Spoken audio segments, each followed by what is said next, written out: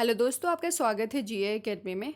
जो मैंने डाउट वाला वीडियो बनाया था, जो लोग के पास डाउट्स हैं अपने डाउट्स कमेंट बॉक्स पे लिख सकते हैं। तो कल या आप लोगों को उसका रिप्लाई मिलेगा। आज तो मैं इस वीडियो का टॉपिक, क्योंकि थोड़ा गंभीर है और यदि टाइम निकल गया तो फिर कोई मतलब नहीं निकलेगा, इस वजह से इस टॉपिक पर मैं वीडियो बना रही हूँ। ये वाला स्पेशली पीएचडी एंट्रेंस एग्ज़ाम के रिज़ल्ट में गड़बड़ी मिली। हुआ ये कि बरकतुल्लाह यूनिवर्सिटी का पीएचडी एंट्रेंस एग्ज़ाम 26 मार्च को हुआ और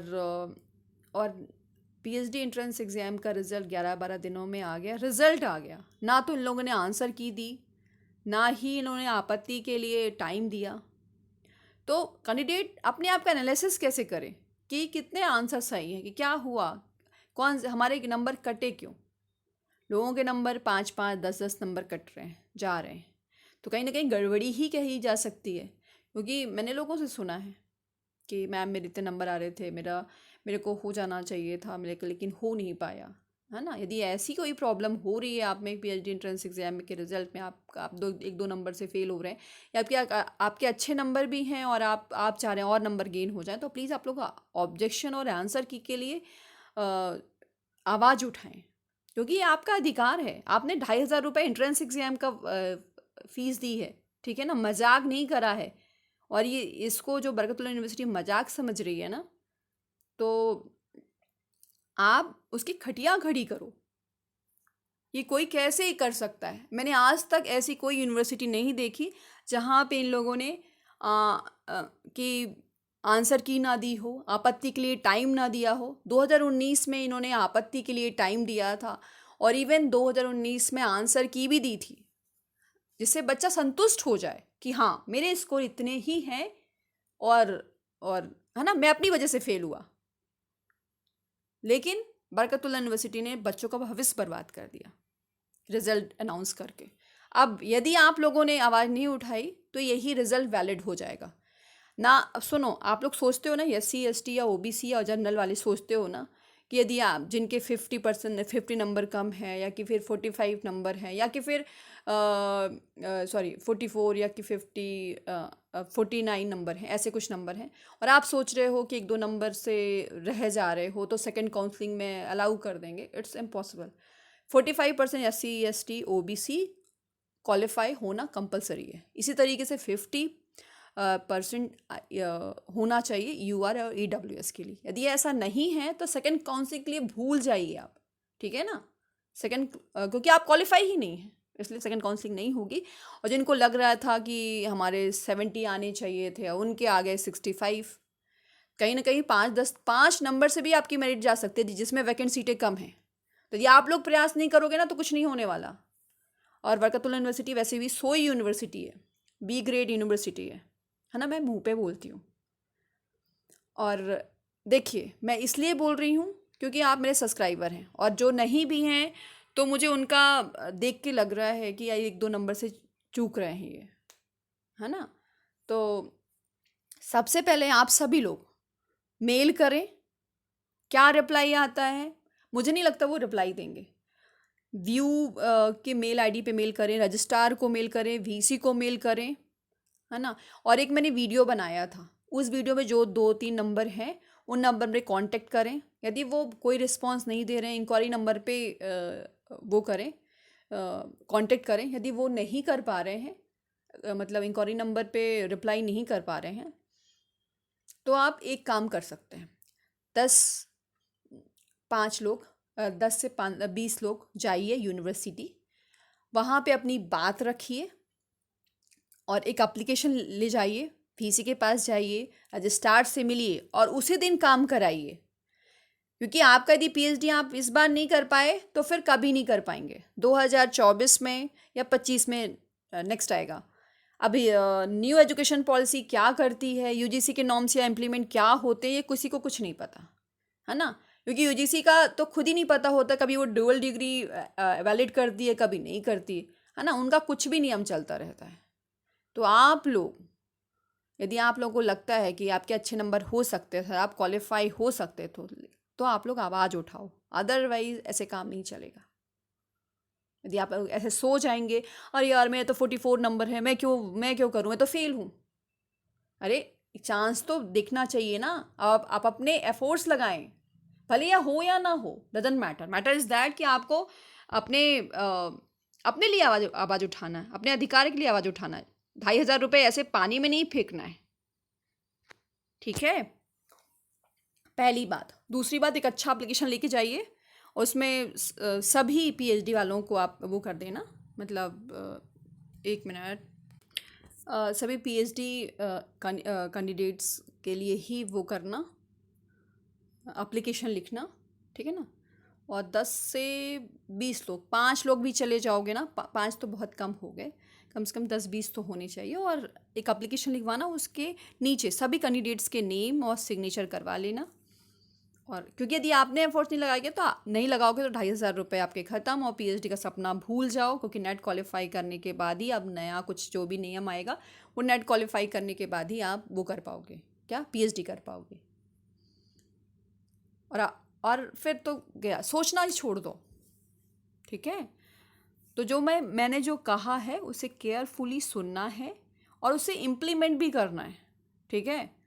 और नहीं तो सोते रहना है। मैं इस पे कमेंट बॉक्स पे कोई कमेंट का रिप्लाई नहीं करूँगी। जो मैंने बता दिया है उसी पर आपको काम करना है, ठीक है। हाँ, और अपना एडमिट कार्ड भी यदि हो सके तो अपना एडमिट कार्ड लेके जाना, स्कोर कार्ड भी लेके जाना, और अपना जो भी अरे यार क्या, पेपर पेपर भी लेके चले जाना, है ना। तो आपका एक एटलीस्ट आपके पास सारे डॉक्यूमेंट्स रहेंगे तो कोई दिक्कत नहीं रहेगी। सभी को एक एक प्रति देना है, सभी उसमें। हाँ, लेकिन यही है कि प्रशासनिक विभाग में ही जाना है आपको, और कहीं नहीं जाना, क्योंकि वही सब देखते हैं। मैं आप लोग की जगह में होती ना तो फिर मैं बताती कि मेरा व्यक्तिगत मेरा मामला होता, मतलब पर्टिकुलर मैं एग्ज़ाम दी होती, मेरे नंबर कम हुए होते, तो फिर मैं इनकी वोट लगा देती। तो यदि आप लोग के साथ ऐसा हुआ है तो प्लीज़ आप उसको समझें। आप लोगों का अधिकार है आवाज़ उठाना। 2019 के टाइम में एक बच्चे को सीट बहुत कम थी। आपको क्या लगता है, यदि आप क्वालिफाई हो गए हैं तो इसका मतलब ये है कि आपका क्लियर हो गया है? ऐसा नहीं है। एक बात बताती हूँ आपको, 2019 में क्या हुआ था कि एक उसमें सब्जेक्ट में, आई डोंट नो कौन सब्जेक्ट था वो, उसमें वैकेंट सीटें बहुत कम थी। और तो एक लड़के का नंबर अच्छा आया था, तो लेकिन शायद उसे नहीं लिया गया कि उसके पास सर्टिफिकेट नहीं थे, कुछ प्रॉब्लम आ गई थी। तो आप जो है उसने क्या किया था, पानी की टंकी पर ऊपर खड़े होकर के उसने आंदोलन करा था, सोचो आप। तो यदि उतना वो नहीं करना चाहिए, लेकिन यही है कि आप लोग को अपने हक के लिए लड़ना चाहिए। आप नहीं लड़ सकते तो आप स्टूडेंट हो ही नहीं, आप पीएचडी एंट्रेंस एग्जाम दिया ही नहीं। 2,500 रुपये आप सोचो कि आपने मिट्टी में मिला दिए, जो कि बहुत गलत बात है। यदि आप ऐसा सोच रहे हैं कि मिट्टी में मिल गया, अब जो है हम कुछ नहीं करेंगे। जो भोपाल के आसपास रहते हैं, या कि फिर जिनके पास इकोनॉमिकल प्रॉब्लम नहीं है, जो दूर से भी हैं, तो आप एक लोग जुट हो जाएं। क्योंकि जो जियो एकेडमी है उसमें जो है बहुत सारे ऐसे भी कैंडिडेट हैं जिनके साथ ये प्रॉब्लम है। यदि वो इकोनॉमिकल थोड़ा सा स्ट्रॉन्ग है तो आसपास क्या, मतलब जैसे कोई दिल्ली से है, कोई बिहार से, यदि वो आ सके तो एक साथ जुट हो करके एक एप्लीकेशन लिखें और सभी को सबमिट करें एक एक प्रति। और जब तक आपकी प्रॉब्लम का सलूशन नहीं हो जाता, आप सुबह आना और शाम को ही जाना यूनिवर्सिटी से। हमारा किसी भी ना किसी तरीके से हमारे आंसर की जारी करो और ऑब्जेक्शन के लिए टाइम दो। अदरवाइज़ जो है हमें ऐसा रिजल्ट नहीं चाहिए, ठीक है।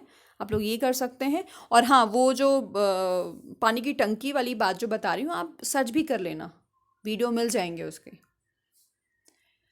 और जिनकी लगता है कि मेरिट बन रही है, मतलब जिनके बहुत अच्छे नंबर आ रहे हैं, उन्हें लगता है बस मेरा सिलेक्शन हो ही जाएगा, इसमें 2 ही सीटें हैं तो बताओ।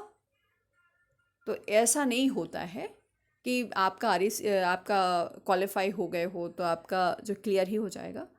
आपके नंबर 45 हैं या कि फिर कितने हैं, 46 हैं, तो क्या करोगे आप? तो आपका हो ही जाएगा क्या? तो इसके लिए यदि आपको आपको लगता है कि 5-10 नंबर आपके बढ़ सकते थे, आंसर की में ही गड़बड़ी थी, तो आप प्लीज़ उसके लिए ऑब्जेक्शन करें। मैंने इसीलिए वीडियो बना दिया है क्योंकि एटलीस्ट आप में जो हिम्मत नहीं है वो मैं हिम्मत दे रही हूँ, है ना, बता रही हूँ एक तरह का आपको सलाह दे रही हूँ। कर सको तो ठीक है, नहीं तो मेरा क्या जाता है। बस यही है कि मुझे खुशी मिलेगी कि आप लोग जो एक दो नंबर से रुक रहे हैं, या कि फिर जिनके नंबर अच्छे हैं, जिनमें वैकेंट सीटें बहुत कम हैं, और आपको लगता है कि काश मेरे 2-3 नंबर और ज़्यादा हो जाते तो मेरा आज ये क्लियर हो जाता, पीएचडी कर रहा होता, है ना। तो ये नौबत ना आए, फटाफट काम कर लीजिए।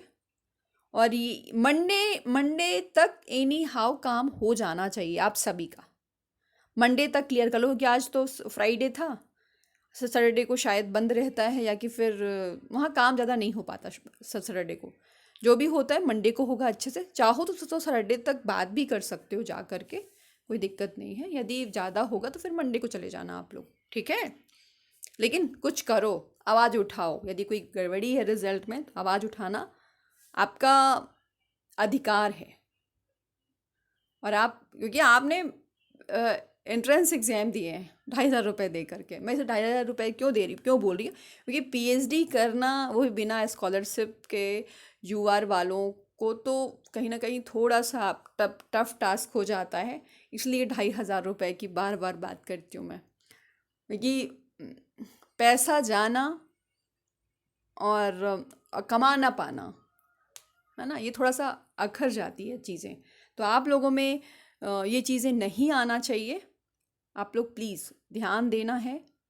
2,500 रुपये बचाने हैं आपको सभी को, मतलब आप क्वालिफाई करना है आंसर की जारी करवा के, ऑब्जेक्शन लगा करके। एटलीस्ट आपका सिलेक्शन हो जाएगा तो भगवान की दुआ से मैं आप लोग को ये बोलूँगी, पीएचडी अवार्ड भी हो जाएगी।